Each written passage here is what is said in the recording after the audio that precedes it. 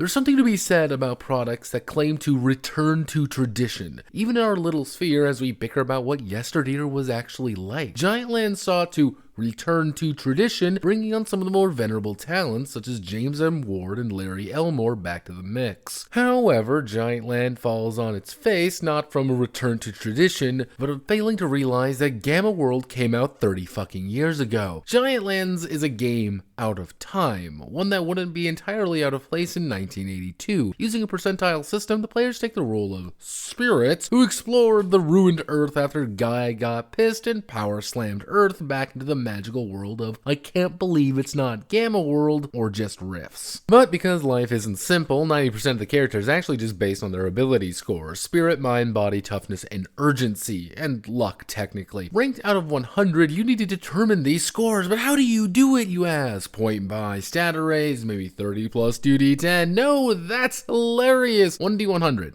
Every ability score is a 1d100 roll, including the non-standard hearing, vision, and smell scores, meaning that you have a 1% chance of scoring a 1 and just as much as 100. This is frankly bizarre, but each of these ability scores also do something else as well, such as adding flat bonuses to saving throws, abilities to make checks, raw bonuses to other attributes, and the entire luck attribute being a meme. But the strange mechanical choices continue taking into account the idea of like ley energy being the source of magic, but you need a magic coin to actually perform it, but you can find these magic coins everywhere, or the to-hit check being a flat value of 20% at level 1, but having a rolled armor save when enemies are attempting to hit you to completely mitigate damage. Sometimes. Levels, you may ask? Well, they're tied to your class, which fall into two very simple categories: warriors and not warriors. Warriors get a raw bonus to hit, damage, and doubles all the experience they gain from kills, with all of their randomly determined special abilities being pretty decent. Not warriors, on the other hand, get no raw bonuses or experience changes, just random abilities per level and maybe a gimmick, with one class, the generalist, just having the ability to take other people's abilities. They have a class to gain other classes' features and gain other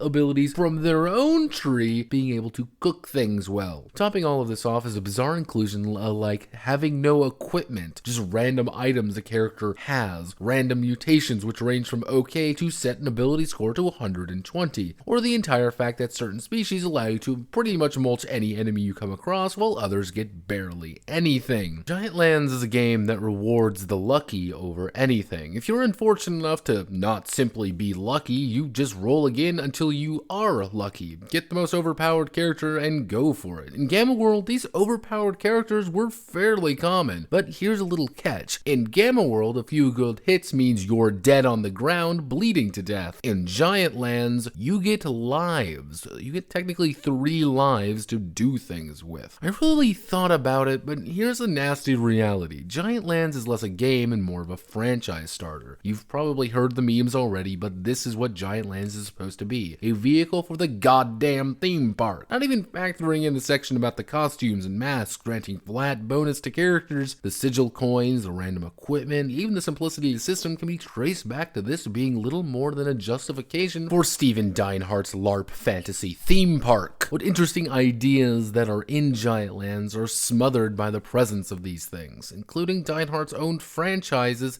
he wishes to push. Giantlands just feels like a prolonged mistake everyone was a little bit too embarrassed to say anything about. Can't really hate it. I just kind of feel bad for it. My name is Notepad and this was Giantlands. If you like what I do here, feel free to like, comment, and subscribe. Many thanks to the theme park investors for funding this misery. Good night and good luck.